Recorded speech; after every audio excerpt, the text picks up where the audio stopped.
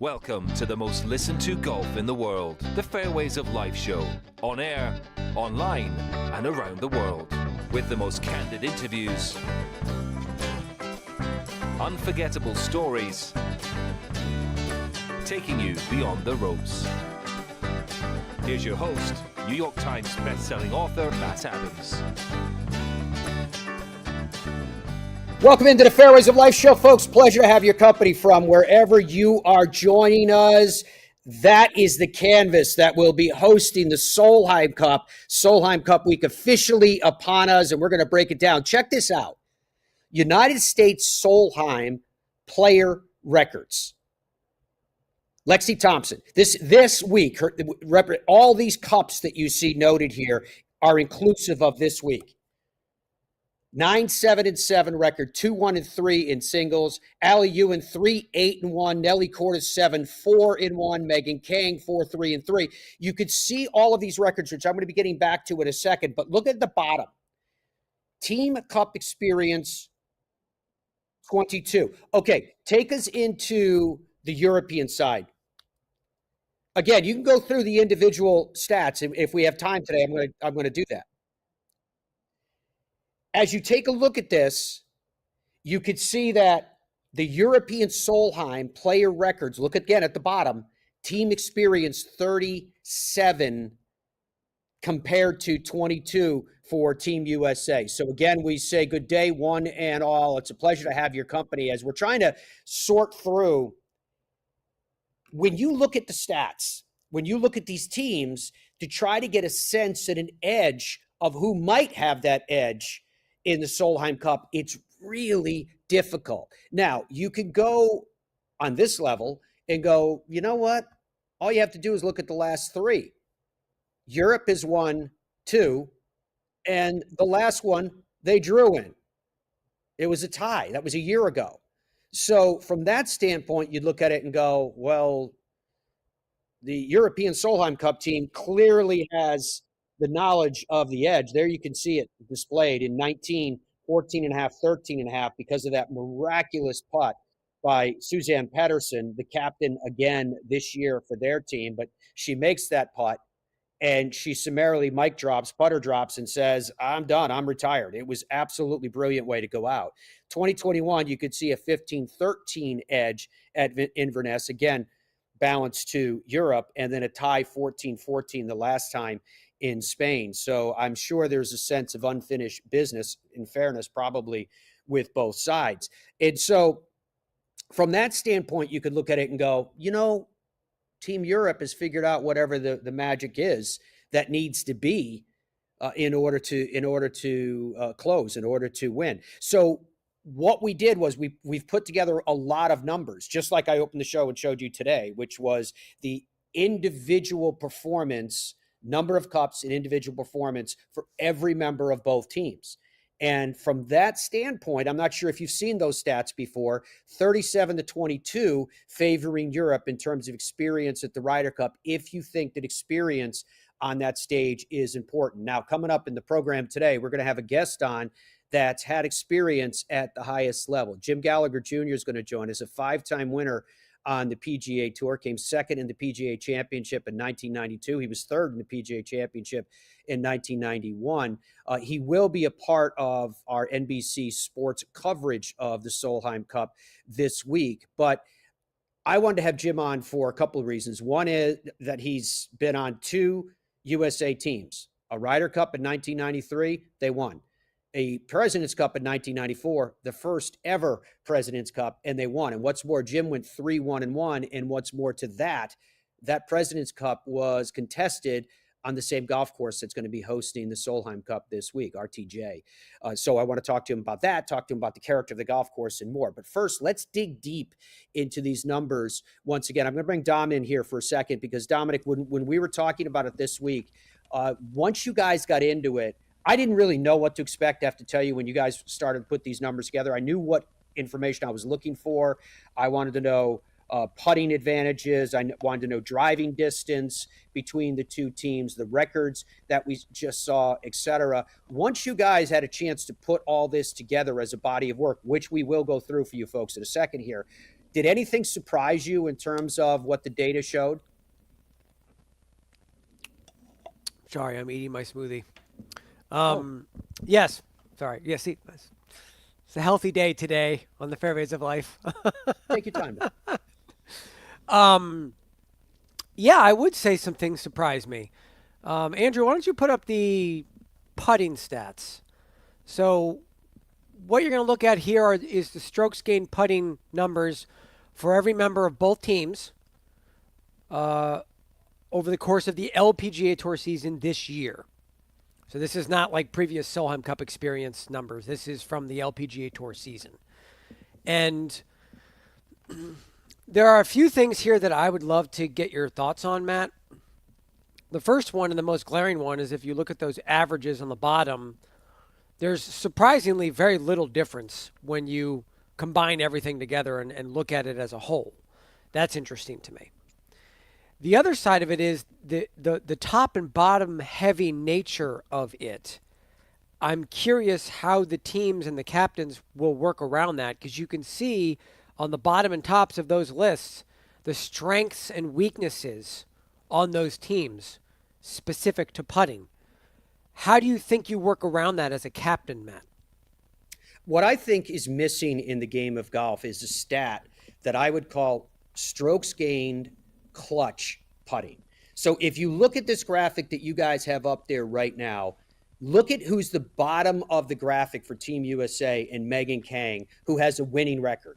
And then look on the European side, and all you have to do is look up three from the bottom with a negative strokes gained putting stat for 2024 in Carlotta Saganda, and think about what she did the very last time this was played and the clutch putt that she made in Spain in order for the European team to retain the Solheim Cup. So I think stats are interesting. For example, if you look again on the U.S. side, you see Lexi Thompson at 0.69.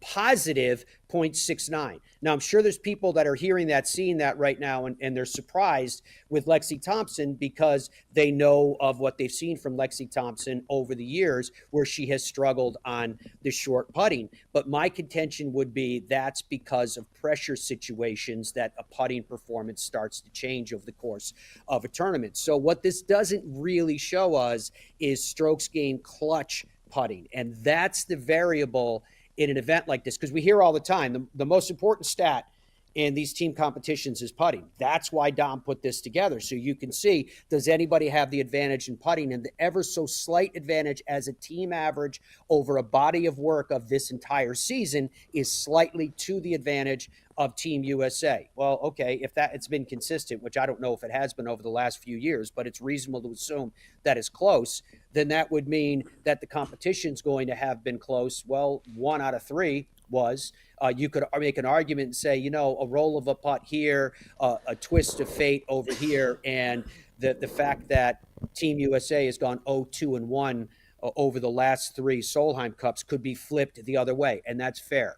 I won't argue that point either. But again, I think when you look at stats over the course of a period of time, it doesn't give you the most critical stat, which is what can you do at the moment that you have to do it when the pressure is absolutely intense. Let's take a look at the format and the schedules for the Solheim Cup so you have an idea of what they will be doing when Andrew. In terms of the competitive side.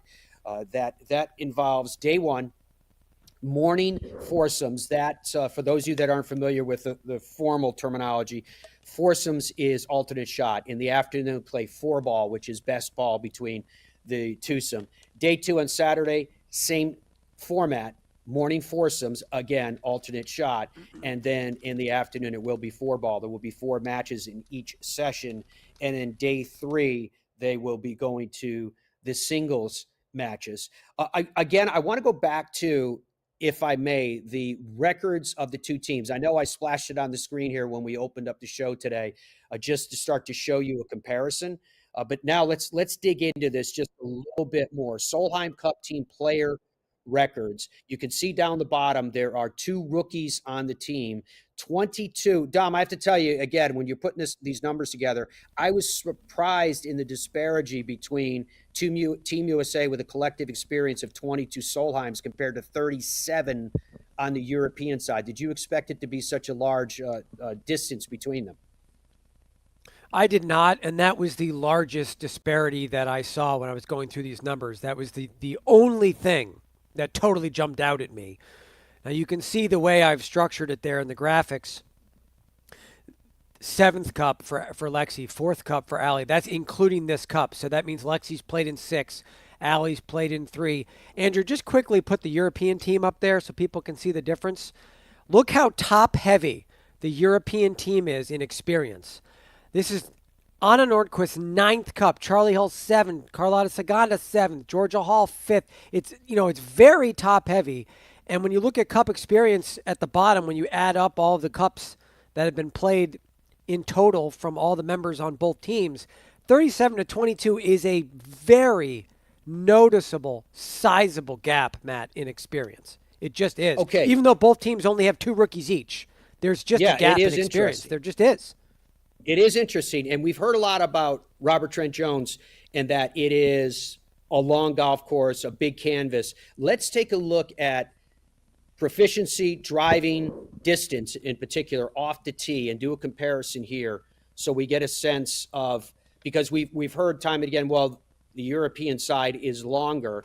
And at the top, you could see Sagstrom is 272.75, longest of anyone that's competing in this Solheim Cup, compared to 268.43 for Jennifer Kupcho. But what I'm getting at with all of this is when you start to go down that list, you can see Nelly Korda at 267, Lexi Thompson's 267, Allison Lee 263. When you get down to the bottom, the average driving distance for the American Solheim Cup team is 260 yards. The average driving distance for the European Solheim Cup team, 262 yards. Really interesting. What I thought was particularly interesting on the European side is look at the second to the bottom, Leona Maguire, who is an absolute just assassin when it comes to the Solheim Cup, 252.62. Dom, could you go back to the European team records again? I just want to make sure I quote Leona Maguire's record correctly. 7-2-1. This is her 3rd cup. She has not lost yet in singles. That's how proficient the Irish golfer has been. So this is all the stuff that we want to run through today on the show, and that's why having Jim Gallagher do. What's that, please? I just like thinking about the strategy of it, and from a captain standpoint, because for both the Solheim Cup, President's Cup, Ryder Cup, for the last 10 years, there's been a huge focus and shift in statistics and how that impacts decision-making for the captains, for the setup of the golf course, et cetera, et cetera. And when you look at that driving distance numbers, Andrew, put those back up. The disparity is massive if you're talking about strategy for a captain. You're talking about, Andrea Lee up to Jennifer Kupcho, it's like 20-plus yard difference in driving distance. When you're trying to figure out pairings, when you're trying to figure out how you want to play a golf course with a teammate, I think there's a lot to work with there. It's really interesting because obviously the accuracy numbers don't always exactly correspond, but generally speaking, the longer you are, a little bit less accurate you are. So, and the same goes for the putting stats that we put up with the disparity there as well. So I just think the strategy is so fascinating, Matt, when you look at these lists. If you're the captain of either respective team, how these types of things are going to impact your decision-making, your pairings, the setup of the golf course, et cetera, et cetera. It's just really interesting.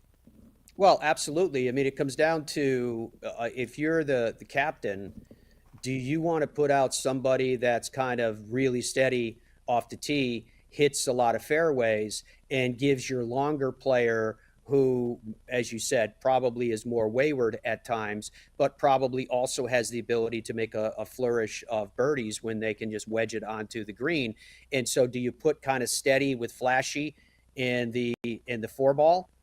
With alternate shot? Do you take a look at who's probably going to be teeing off when and where? And so you have a determination of a really steady person off the tee to get it in the fairway. And then you've got in some cases, probably the longer player that will be taking it into the green. So that's another consideration that Dom is referring to there. Here's a look at the Rolex rankings between the two teams respectively. And you can see, and this is usually the stat, whether we're talking about Solheim Cup or whether we're talking about, for example, Ryder Cup or even President's Cup. This is the stat that people go to, official World Golf Rankings or Rolex rankings in this case, and says, no, how can Team USA, who is 0 for 3 in the last 3 Solheim Cups, officially 0-2-1, but how could you say that they're not underdogs? You go, well, how can they be underdogs? Their Rolex ranking average is 26.25 compared to 41.25. And these are the type things that people look at on paper. But just like I was saying, a stat that would tell us strokes gained clutch putting, in these team competitions, we have seen that performance predominantly is not in any way correlated to what they have done over the course of the season. It's based upon what they do that particular week. And that happens time and time again, or at least it has as of late, without question about that. So we want to go down this road and talk about all of this today. It's a crazy week of golf, where last week with the PGA Tour off and with the LPGA off, it was a relatively quiet week of golf. We were able to feature the PGA Tour champions. We were at Yi Yang won there. It was his first win on any major tour since 2018. It's been 15 years since he beat Tiger at the PGA. We had the DP World Tour in Switzerland at the Omega European Masters, and Matt Wallace broke through there. It was his first win on the DP World Tour since 2018. Got him up to 22nd in Race to Dubai points, which makes it a very interesting story for Matt, because now you have to say, okay, does he stay on the European side and continue to try to eat away at that ranking because he's playing well, right? And see what he can do in terms of a run on the Race to Dubai. And also he's very eager, obviously, to get on the European Ryder Cup team, because he talks about it in every single interview that he did. And we're just in September of the year before. So on the other side, while he is exempt for 25 because of his win at the Corrales Punta Cana on the PGA Tour, he already, in the first year of his exemption, played in all of the benefits that you get because of that victory. So he's now 73rd in official world golf rankings. So do you come back to the PGA Tour side, where you're going to get better strength of field, so you're going to pick up better points towards maybe getting to top 60, maybe getting to top 50, and all the doors that opens. So, and he's just one story. That's why the FedEx Cup Fall is exciting. The FedEx Cup Fall is kicking off this week. The Procore Championship for the PGA Tour is they're back underway again. It's in Napa, California. It's interesting because the players kind of call it a PGA Tour Wives Major. That's what the player called it yesterday, because it's such a fun place to go, and all the wineries and everything else that's up there. So it's a great experience for all. This week, of course, is led by the Solheim Cup. Then you've got the PGA Tour FedEx Cup Fall back underway again. You've got the DP World Tour at the Amgen Irish Open at Royal County Down. Can you believe that? That's going to be very, very cool to take that in as well. The PGA Tour champions are at the Sanford International. That is going to be underway later on this week. Korn Ferry Tour is at the Simmons Bank Open in Franklin, Tennessee. And then Live Golf, their series is in Chicago at Bolingbrook this week. So much to discuss. When we come back, Jim Gallagher Jr. will join us. We're going to talk about his thoughts on all those things that we just went through with all of you in detail, as well as recounting what it was like to be in the first President's Cup and how RTJ is set as a competitive venue for events of this stature. As the Fairways of Life show continues, it is presented by the PGA Tour Superstore, the #1 golf retailer from coast to coast, because if you need it, you're going to be able to find it for your game inside those walls, whether you're talking about swinging it or wearing it or learning from it. I think their chief asset, though, are their people, because at the PGA Tour Superstore, you are shopping with the pros.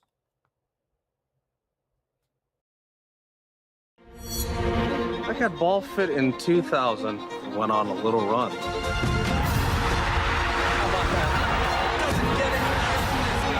Then Bridgestone fit me again, and I went on another run.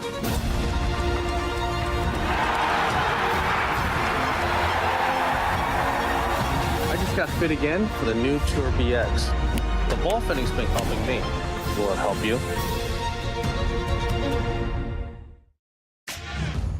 PGA Tour Superstore pros aren't born. They're made. Every January, hundreds of associates talk to the top manufacturers, learn about the latest clubs, test the newest equipment, log thousands of hours of training, and together, hit over 100,000 balls, all so they can get you the perfect fit. I think when you're training for other sports, or why most people go to the gym is so that they can have muscles and be strong and be healthy. And a lot of the reason why they struggle to play golf is their body doesn't move properly for them to be able to hit a golf ball. And when you're training for golf, it's a little bit different because you're focused more on flexibility and mobility and being strong in motion. When you're able to kind of have a warm up and have a workout routine and kind of gradually build up to where you're training your body to move properly, yeah, you're going to get a lot of big dividends on the golf course. Our journey began with a simple yet powerful vision to provide the world with the highest quality Virginia-type peanuts. The Hubbard Peanut Company, where quality and tradition meet to create an unforgettable experience. Visit hubspeanuts.com to explore our full range of products and place your order today. Super easy to hit. Introducing the new PXG Black Ops irons, our first game-improving iron. It's a larger face heel to toe. It launches the ball high in the air and really far. Much higher levels of forgiveness. You set that club down, it creates a lot of confidence. It's supported by this X-Core polymer material. And that's where you get improved ball speed. If you're looking for a distance, forgiveness, and feel, Black Ops irons are going to be for you. PXG, nobody makes golf clubs the way we do, period. Stride by Zero Friction, the first of its kind personal caddy. Walk in comfort and style with Stride's remote and follow me technology. The Stride handles almost any terrain, and its 54-hole range will last all day. The lightweight design and removable front wheels makes it simple to handle. Plus, it easily fits golf carts. Pick up your Stride today at a local PGA Tour Superstore near you or at zerofriction.com/Stride. Stride, your personal caddy.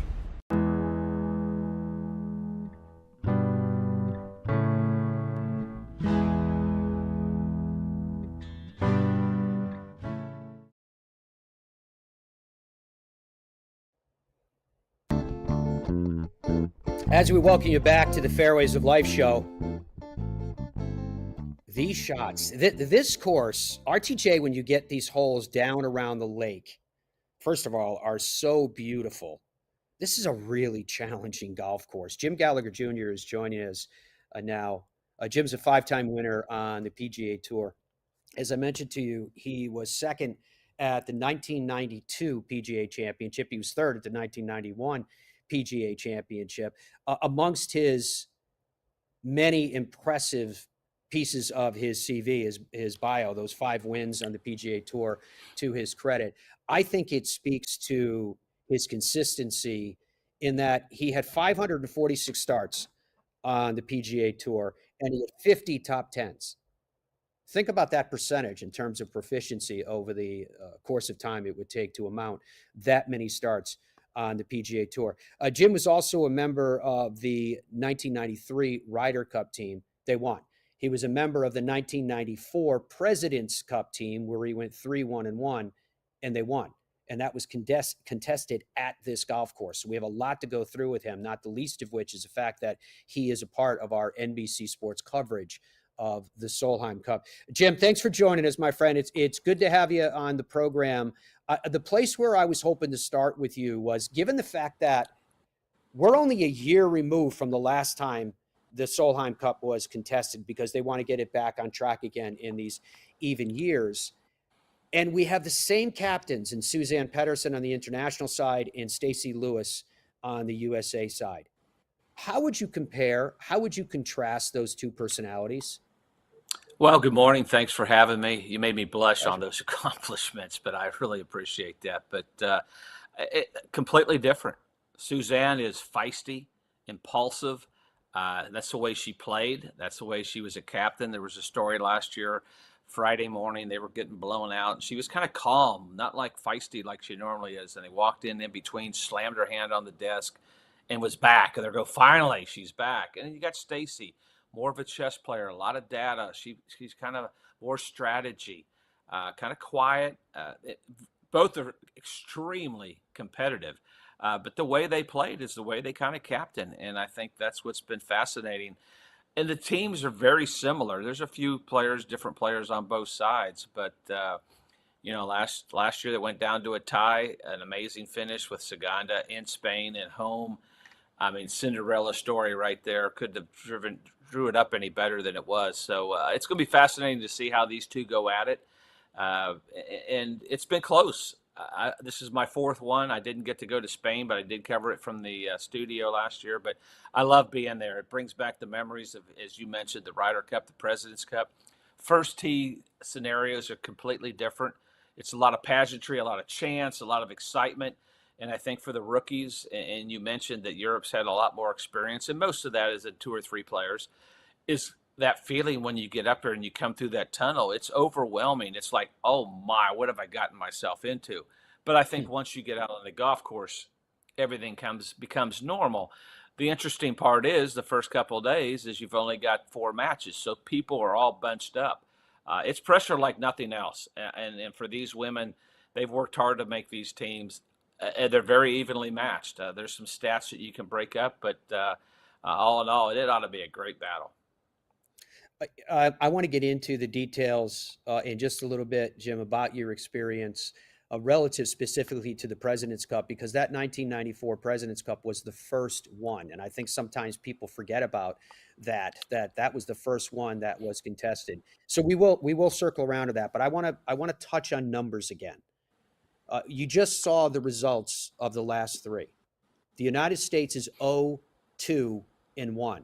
And ultimately in sport, right, we're judged by wins and losses, whether it's a twist of fate here and there or not. You're judged by wins and losses. But I did want to ask you nonetheless, how close has it been? I'm not talking about the final scores or anything else. I'm talking about you as a competitor. How close has it been in these matches that easily this could have gone the other way, where it looks like Team USA is dominating instead of being in a situation now where you look on the past 3 and go, no, they got beat pretty solid? At Des Moines, they were in command. They had great singles day. They were in command, and it was, I wouldn't call it a blowout, but it was a big win. Now, Glen Eagles, it was back and forth because Allie Ewing, who I've known forever since she's been a small child playing golf with my daughters, I thought her match against Bronte Law was going to be the final match. So I leave 18 and drive in my cart to get back to, I think it was 17s where they were, and then Pedersen makes the putt on 18. I mean, it's that close at Glen Eagles. Looks like the Americans are probably going to win, and lo and behold, she makes the putt. And why wouldn't you drop the mic, walk off, and then retire? Last year, it was close all the way, too. And I think it's a putt here and there. And Stacy says this in every presser. I know she's stressing this to her team.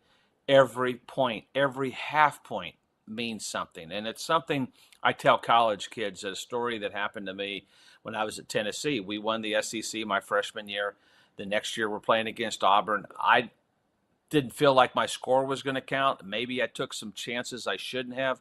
Lo and behold, we lose by a shot. So it's not that I wasn't grinding, but I'm 63 years old, and that still grinds at me that we lost by a shot. So I know for these players who have been part of these losses on the USA side, it gnaws at you. I mean, you want to change the history of it. So yeah, one shot, half shot, it's that close. It's been that close. And that's why these matches are so much fun. They come down to Sunday. It looked like last year, Americans are 4-0 in the morning. It's like, whoa, watch out. Things have changed. Suzanne does that little pep talk, and they turned it around and kept going and going and going. So it's just it's a fun week. I can't wait to get back. There's so many great memories. And as you said, what a wonderful golf course. The par fives for foursomes, 3 of those are on the even numbered holes. So that's something they'll look into strategy, I'm sure, and we can get into that a little bit. Also, if Stacy has to say, which I'm sure she has, maybe there's a little bit of rough. I'm not on site yet, so I can't say. There'll be holes like for foursomes that maybe the Americans are stronger in a certain category yardage. Because if you think back at the Ryder Cup, Luke Donald knew that about his team, that they were really stronger in this particular yardage. The par threes played to that. and some of the par fours play to their strengths. So that was an advantage. You still have to execute it. So I think all that goes in. It seems more complicated than just looking at, hey, they're longer, they putt better. That's where all the details that Stacy's using, these stats and data, come into play. And for Suzanne, she probably uses some of it, but a lot on her gut. She knows her players, and that's another way of looking at it. There's 2 or 3 ways you could do it. That's how these 2 captains do it. It's fabulous. When you're talking about the memories at Glen Eagles, I was doing the World Radio broadcast, and I was assigned to, on 18, I was with Alex and Suzanne. And to your point, Suzanne's getting ready. She had her mark down, and she replaced her ball. And my producer is in my earpiece telling me what's going on out on the golf course. We didn't know until she was stepping in that her putt was to win the Solheim Cup. That's how fast things were changing around us, and the significance of that putt that she made, where, I called it a mic drop, putter drop, and then she announces that that's it. She's retiring, walking off the stage after making that. It was unbelievable, the way that all of that played out. But I want to show you when we talk about these stats, let's look at the putting between the 2 teams, because we constantly hear about how important putting is in these team competitions, whether we're talking about Ryder Cup or President's Cup, or in this case, the Solheim Cup. And this goes to your point. When it's all said and done, the average between the 2 is a plus 0.2 and a plus 0.23, respectively, for the 2 teams. I'm not sure if you caught the first segment of the show when you were getting ready today, Jimmy, but I was talking to Dom about, I wish there was a stat called strokes gained clutch putting, because I think there's times when you can look at stats that don't really mean anything in the moment, because even when you look at this, you talked about Carlotta.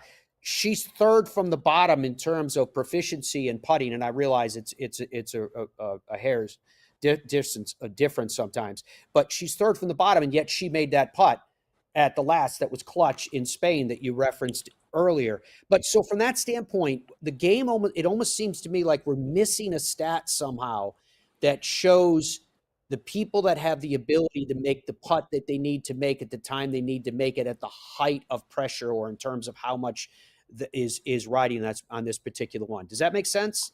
Oh, absolutely. And I tell this story, and I know people get tired of hearing it, but it's what Tom Watson told us. Expect the unexpected. Expect your opponent to make the putts. What amazed me in the 93 Ryder Cup, which was more pressure than I've ever felt in my entire life, is the quality of shots hit under pressure. Even think about Kiowa Island, or just go through all of them, that these top players, both on the men's and women's side, the clutch shots they hit. I remember even at Des Moines, some of the shots these ladies hit under pressure, the putts they made.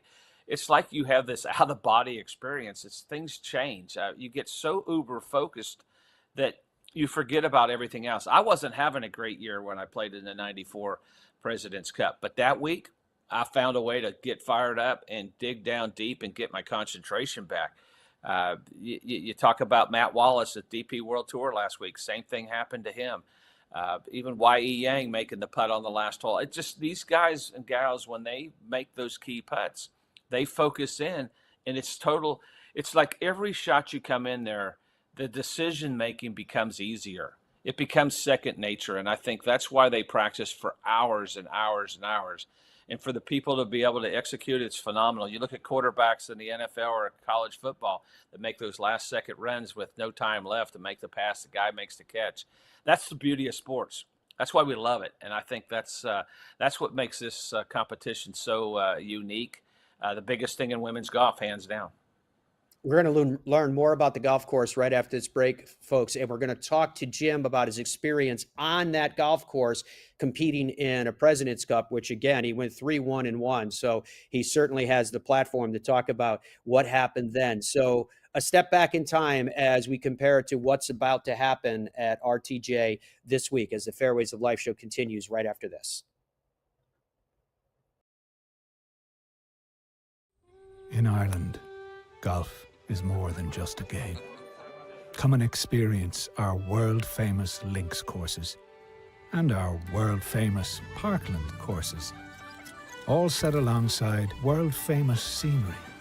And visit our world-famous historic sites. And while you're here, enjoy our world-famous hospitality. Fill your heart with Ireland at ireland.com/golf. Ben Hogan Golf Equipment is back. Established in 1953, we serve golfers who demand excellence of their equipment. Designed by the game's best engineers, forged in the world's best foundries, and built to order in the USA. Don't settle for off-the-rack disappointment. Elevate your game with custom clubs at direct-to-consumer pricing. Exclusively at benhogangolf.com. That's benhogangolf.com. The best feeling iron I've ever hit. Introducing the new Gen 7 irons, the greatest leap forward in irons technology, in performance, in PXG history.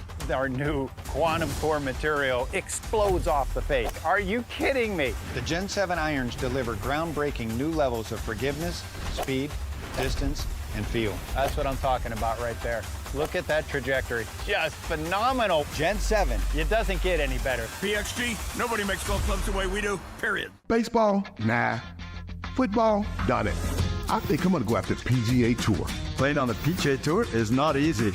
But you know what is easy? Hitting the 524 series from Tour Edge. Hitting linebackers and home runs used to be easy. Out here, you're going to need all the easy you can get. Introducing the 524 series from Tour Edge. The easiest clubs you'll ever hit. Even the best players in the world can use a little easy. I like the sound of that. Look out, PGA Tour. Pound for pound, nothing comes close. What would your ultimate golf experience be like? Just you and a friend? Or would you round up some buddies for a foursome? Just one day? Or an entire week? There's a good chance your ultimate golf experience could be Michigan's magnificent 10. 10 incredible courses set among 3 remarkable resorts. See for yourself. Book your ultimate golf experience today. Our journey began with a simple yet powerful vision to provide the world with the highest quality Virginia-type peanuts. The Hubbard Peanut Company, where quality and tradition meet to create an unforgettable experience. Visit hubspeanuts.com to explore our full range of products and place your order today. PGA Tour Superstore pros aren't born. They're made. Every January, hundreds of associates talk to the top manufacturers, learn about the latest clubs, test the newest equipment, log thousands of hours of training, and together hit over 100,000 balls, all so they can get you the perfect fit.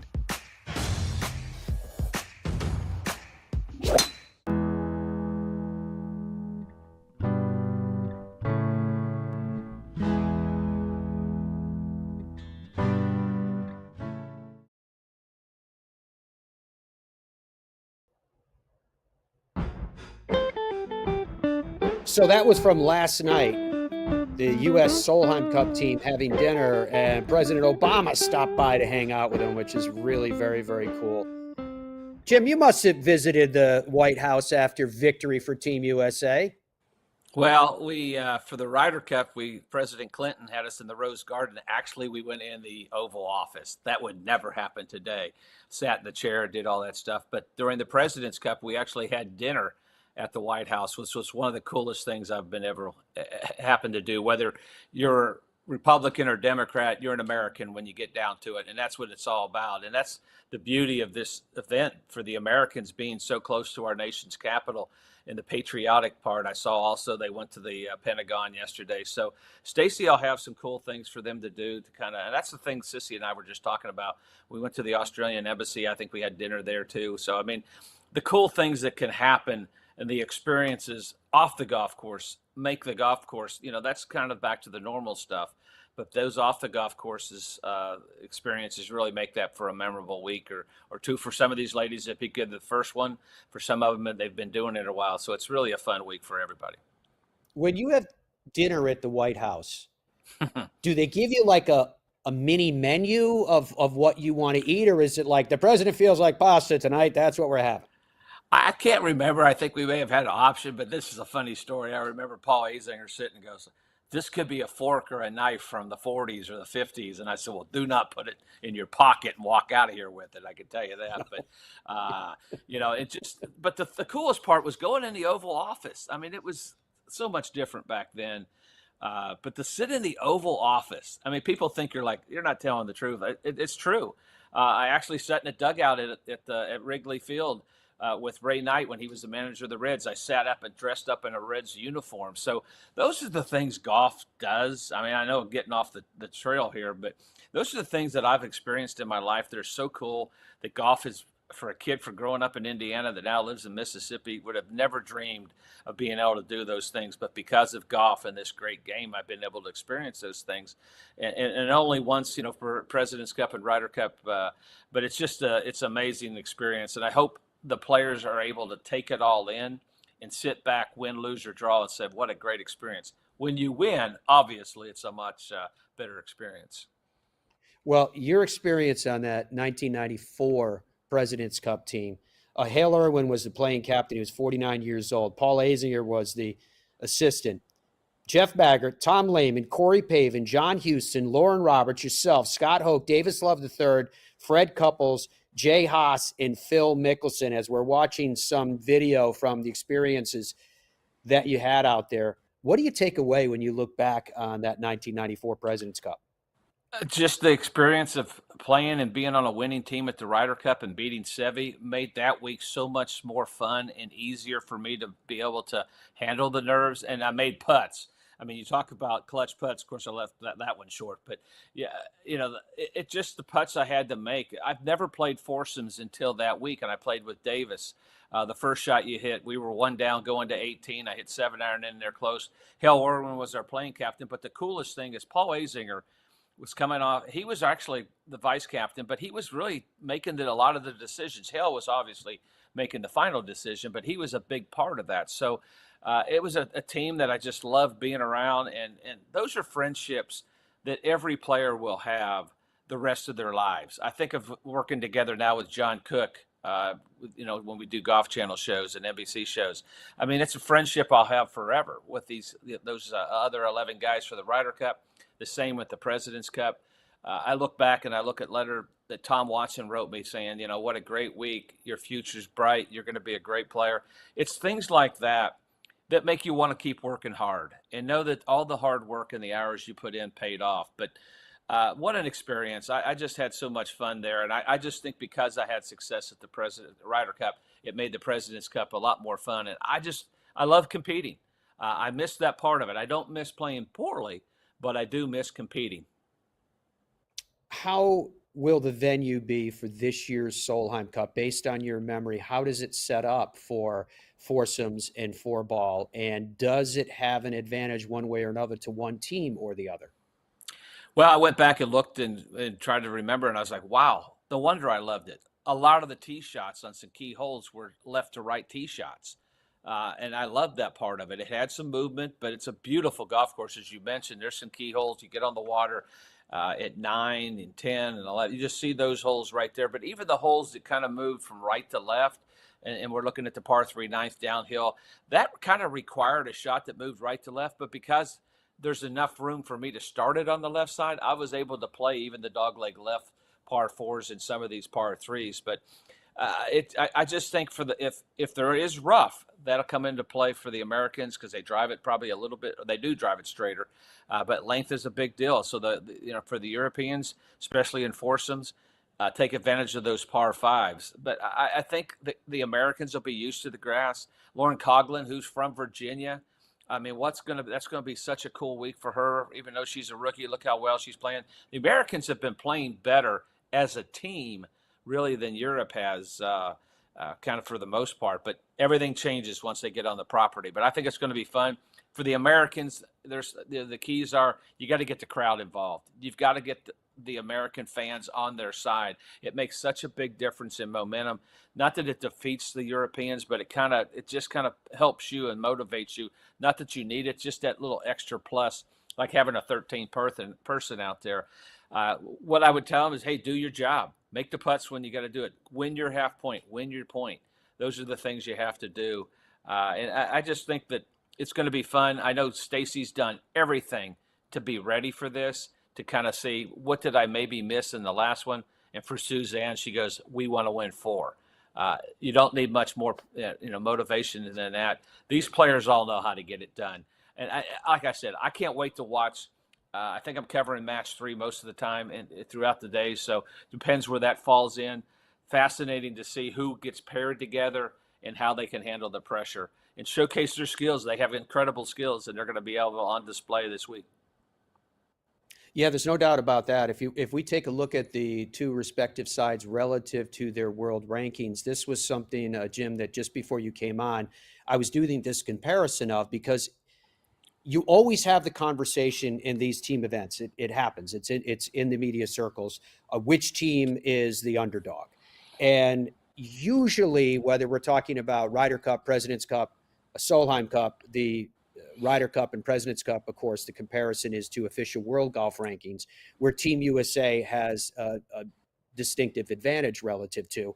And with the Rolex rankings, once again, you can see Team USA at 26.25, distinctively above the average of 41.25 for Team Europe. So my question is, if you choose to go down the road of which team is or is not an underdog, so be it. But my question is, why is that such an important talking point? Why is that something that, particularly when it comes, I'll go to the Ryder Cup with Team Europe, they're desperate to be cast in the role as the underdog, even though their overall performance wouldn't suggest the same. Why is that so important? Is that just a rallying point competitively? I think for me, I embrace that role as the underdog. Tell me I can't do something, and I'm going to prove you wrong. I think any of these players would take that. It takes the pressure off being the underdog, because no one expects you to win except you. And once you get your opponent thinking that, you've got them. So I think that's part of it. Another thing to remember the first few days is not everybody's going to be playing in the foursomes or in the 4-ball. So maybe you put your strength out there. It's when you get exposed, if you're not playing well, is in singles. So if it's close, the team that's playing the best, usually it's the strongest, comes in there on singles, because now it's more one-on-one. You don't have a partner to rely on. I think foursomes is one of the most fun, nerve-wracking formats to play in. When Davis and I were partners, I was a really good ball striker. So was Davis. We matched up really well together. We're still dear friends to that. But that was so much fun to me because I knew I was striking the ball well. But we didn't use the stats that they do now. And I think that's going to be the big thing. They can kind of pinpoint where they think their strengths are. And then when you have a pairing, the captain can go say, hey, this is why. You and so, you match up better this yardage for these holes. And then they buy into it. So that's what you've got to get them to do. They're all great players. They're all world-class players. But how you match them up, there's a lot more information out there now than what we had before. A lot of times it was more like, Suzanne, I'm going to put you two together. And the countries play together, too, for the European team. That's always something that's always something to throw in there. So, but, most of these players play against each other week after week on the LPGA. That sometimes you didn't always see in the past, and I think that's what you see now. You've seen it more in the President's Cup and Ryder Cups. They're familiar with each other, so that helps as well. Yeah, going back to a point you just made about Davis Love III, in 1994, he went out 5 times and collected 4.5 points. You went out 5 times.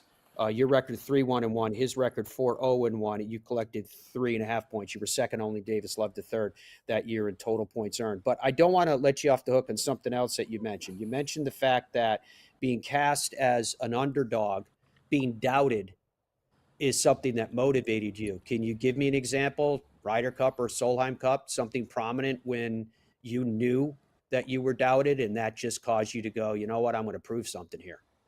Singles, Seve. 93 Ryder Cup, hands down. The way it happened, I was supposed to play Sam Torrance. He was injured. He went in the envelope. We switched. Lanny was going to play. He was in the envelope. He was going to play Seve. So that was a have. I got to play Seve. I didn't find out till that morning. Who in their right mind would have said Gallagher's going to beat Seve 3-2? Maria Floyd bet on me and I tell that story. She came up to me before I went to the tee, and she grabbed me, and she goes, "Jim Gallagher, I bet money on you to beat Sevi. Don't let me down." So there was a lot of pressure to not let Maria down, and for me. But I got on the first tee going, no one expects me to win. I think I can win. And I think once you get your opponent, that's the beauty of match play. Once you get your opponent thinking that, you got them. But the pressure was off me. All the pressure was on Sevi. And I think that's what with favorites, you look at in any sport. When the favorite gets up there, I mean, you look at Notre Dame last week in football. Heavy favorites at home. All of a sudden, Northern Illinois thinks, hey, we can win. And the pressure was off them, and they end up winning. So that happens. That's the beauty of sports. That's why people that get in an underdog role, the pressure's off. You're allowed freedom. When you play your best, you're free. Did something happen at that point that definitively made you know that you were the underdog? Did anybody come up and say you have no chance? I mean, what gave you the mindset? What happened? What caused you to have your steely resolve? Just the fact that the crowd was so behind Sevi. And look at his record. He was the greatest Ryder Cup player Europe has ever had. I mean, that's all you have to look at. It was like playing the Patriots when they're in their best. Okay, we got to get after it. So I had only won a couple times on the PGA Tour. I was a rookie. I didn't have the record maybe some of the other guys, but I had heart, and I think that was the difference. And the thing that motivated me, and I guess I get back to it, was an article in the Golf World magazine where they kind of put out there what they thought everybody was going to do. It's kind of a critique sheet. And they said I had the heart of the lamb, and, the Europeans would make, they would I would get beat. And so that kind of motivated me as well. And that's when Zinger came up with the nickname Killer Lamb Chop, because they said, they make chopping liver out of me. So that's where that came from. I knew there was something there. Yeah, I didn't want to go deep. With us, dude. The story forever. We got to take a break here, but hang with us. We'll be right back with more of the Fairways Live Show. I got ball fit in 2000, went on a little run.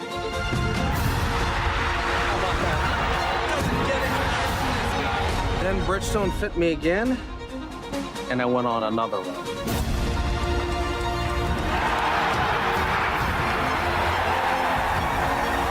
I just got fit again for the new Tour BX.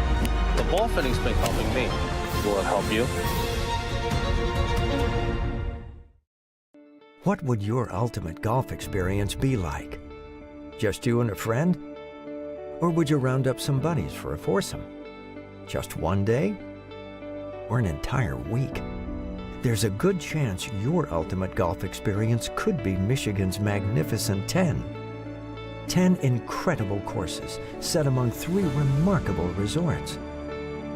See for yourself. Book your ultimate golf experience today. I think when you're training for other sports, or why most people go to the gym is so that they can have muscles and be strong and be healthy.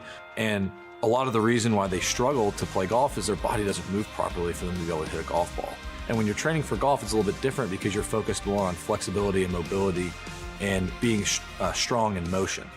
When you're able to kind of have a warm up and have a workout routine and kind of gradually build up to where you're training your body to move properly, you're going to get a lot of big dividends on the golf course. Super easy to hit. Introducing the new PXG Black Ops irons, our first game improvement iron. It's a larger face heel to toe. It launches the ball high in the air and really far. Much higher levels of forgiveness. You set that club down, creates a lot of confidence. It's supported by this X-Core all-in material. And that's where you get improved ball speed. If you're looking for a distance, forgiveness, and feel, Black Ops iron is going to be for you. PXG, nobody makes golf clubs the way we do, period.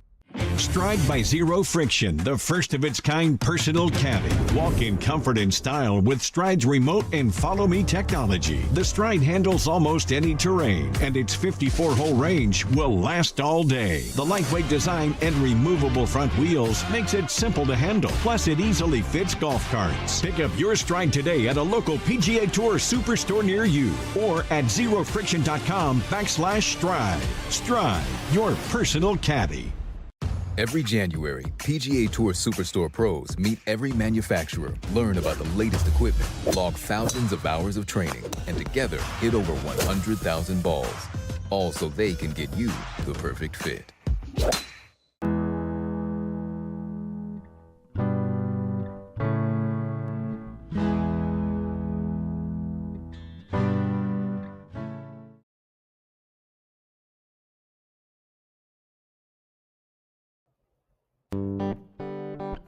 All right, welcome back to the Fairways of Life show. Killer Land Chops is our guest.